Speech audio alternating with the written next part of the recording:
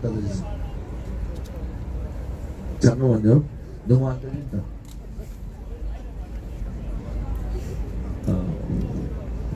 마이크 갖다 줘야겠다.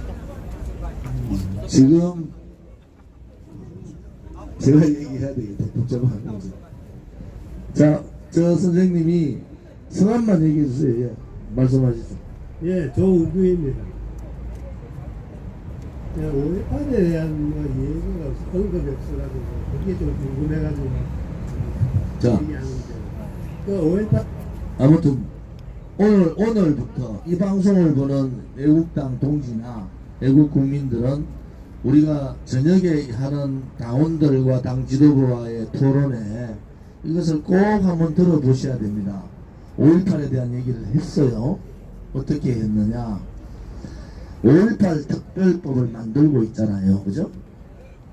자, 5.18 특별법을 만들고 있는데 저는 자유한국당의 그 얇은 자유한국당, 소위 말하는 조금의 공격도 버티지 못하고 여론에 묻혀버릴까봐 가장 중요한 당의 정체성, 당의 체제에 대한 그런 입장을 쉽게 바꿔버리는 자유한국당의 모습을 보면서 저 사람들은 너무 얇다,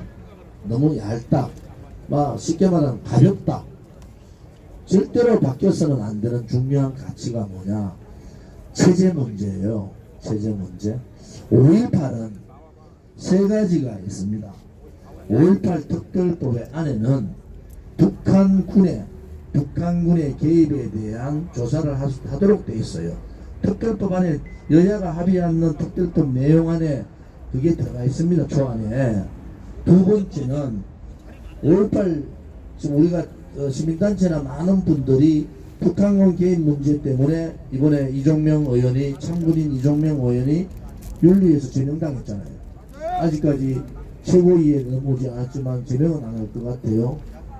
제가 강력하게 반대 의사를 많이 던졌잖아요. 연설에서. 자, 5.18이든 4.16이든 4.3이든 말을 할 수 있습니다. 그 사람을 평가해서 그 사람의 얘기가 틀리면은 그것은 국민이, 유권자가 일부 지역의 사람이 아니라 일부 이념에 경도된 사람이 아니라 국민이 심판하는 거예요. 김진태 의원의 말이 잘못됐으면은 김진태 의원의 지역구에 춘천에 있는 지역구 유권자가 심판하는 겁니다. 그것을 여론몰이로 해가지고 심판해라 그렇게 들고 나와서, 그러니까 이 종이짝보다도 이 체제에 대한 개념이 없는 사람들이 거기에 휩쓸려 가는 거예요. 혹시나 이거 들어가면은 지지율 떨어질까봐, 황교안이 혹시 다음 대권 가는데 큰 영향이 있을까봐. 언론은 자유민주주의라는 것은 할 수 있는 얘기는 합니다. 그 대신에 평가는 누가 하느냐? 국민이 하는 거예요. 여론으로 정치인을 매도하면 안 됩니다. 여론이라는 게 국민의 여론이 아니에요. 이것은 언론 방송이 매도하면 안 된다. 그거고, 두 번째는 지속적으로 우리가 요구하는 것은 5.18 유공자에 대한 문제예요. 5.18 유공자를 공개하라는 거예요. 5.18 유공자를. 지금 어떤 상황이냐? 5.18 유공자하고 가유공자가 있어요. 명칭이 가유공자입니다. 그러니까 유공자하고 가유공자의 숫자가 거의 비슷해져 버렸어요. 벌써. 그러면은 국민들은 당연히 그 부분에 대해서 의혹을 가지지 않습니까? 광주에 있는 실질적인 5.18 유공자들이 잘못하면 오해를 받을 수 있잖아요. 그죠? 그러면은 유공자와 가유공자에 대한 명단을 공개하고 유공자의 사유가, 그 사람들이 유공자로 들어갈 수 있는 사유가 맞았는지 안 맞는지를 공개하는 것은 맞다는 얘기예요. 맞습니다. 그것을 요구하는 거고요. 또 유공자에 대한 혜택이 5.18 지금 유공자 쪽에서는 이렇게 얘기해요. 우리가 그런 혜택이 없는데 그런 혜택이 너무 많이 얘기를 하고 있다, 이런 얘기예요.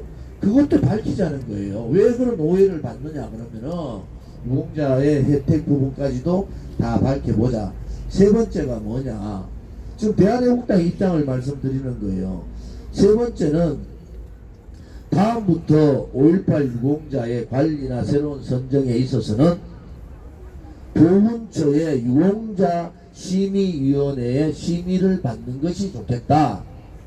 그것은 광주에서 추천이 올라오면은 보훈처의 심의위원회 심의를 받아서 하는 것이 공정성에 있어서 또 국민이 거기에 대한 인정을 하는 데 있어서도 굉장히 중요하다, 이런 얘기예요. 이 세 가지로 정리를 좀 했으면 좋겠어요. 그죠? 그래서 5.18 특별법을 지금 하고 있다는데 뭐 법에 이런 내용, 예를 들어서 5.18이나 4.3이나 5.18을 폄훼한다든지 뭐 5.18에 대해서 어떤 뭐 안 좋은 얘기를 한다든지 이러면은 1,000,000원 이상 이하가 뭐 벌금 내고 뭐 또 형을 살고, 이거는 아닙니다. 얘기는 할 수 있어요. 자유민주주의 국가는 그런 겁니다. 얘기를 하되 그 평가는 그것이 팩트에 맞느냐 안 맞느냐의 평가는 특별법 조사위원회를 통해서 밝혀야 되는 거예요. 더 이상 5.18 유공자분들이 그런 오해를 받을 필요가 없다고 저는 봐요. 그러면 당당하게 밝히자, 그런 입장이에요. 그 다음에 북한군 개입 문제도 5.18 특별법 조사위원회에서 조사하게 돼 있어요. 그러면 조사를 하자는 거예요. 그러면은 반대의 의견을 가진 사람이, 나는 전에 5.18 지금 특별위원회 위원장이 누구냐? 위원장이 누구예요? 지금 5.18 문제에 대해서 제일 많이 아는 분이 누굽니까? 지만원 박사예요. 그렇잖아요. 우파에서는 지만원 박사가 책을 썼는데 지만원 박사 책에 대해서 반박을 한 사람이 5.18 특별위원회 위원장이에요. 자, 그러면은 그 책을 썼는 지만원 박사의 얘기를 공개 청문회를 통해서 하면은 그 사람이 거짓말을 했고 그 사람이 논리가 안 맞으면 국민이 판단하는 겁니다. 그죠? 그래서 지만원 박사가 청문위원으로 가는데 자유한국당이 워낙 부담을 가지니까, 그럼 자유한국당 세 사람 추천을 한석을 대한애국당에 넘겨라. 우리가 지만원 박사 추천할 테니까 거기 가서 청문회 자리에서 국민이 공개적으로 생방을 하는 자리에서 직접 논쟁을 들어보고 판단은 국민이 하는 거, 누가 확실한 증거를 내느냐, 또 아니면 아니다, 맞으면 맞다는 증거를 내는 쪽이 국민들이 판단할 거 아닙니까? 맞습니다. 그래서 그렇게 하는 것이 옳다고 봤는데 자유한국당은 지만원 박사를 하지도 않고 우리한테 넘겨주지도 안 하고 또 그냥 묻혀버렸어요. 그러다가 5.18 소위 말하는 발언 문제가 생겨가지고 이 난리가 난 겁니다. 그래서 그런 부분에 있어서는 대한애국당은 이 세 가지 원칙이 명확하다.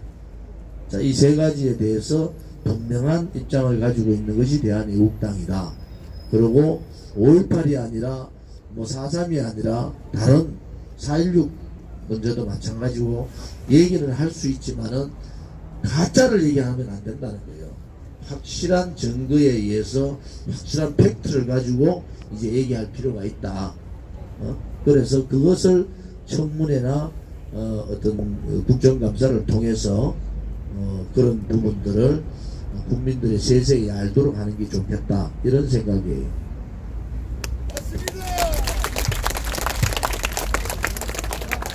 앞으로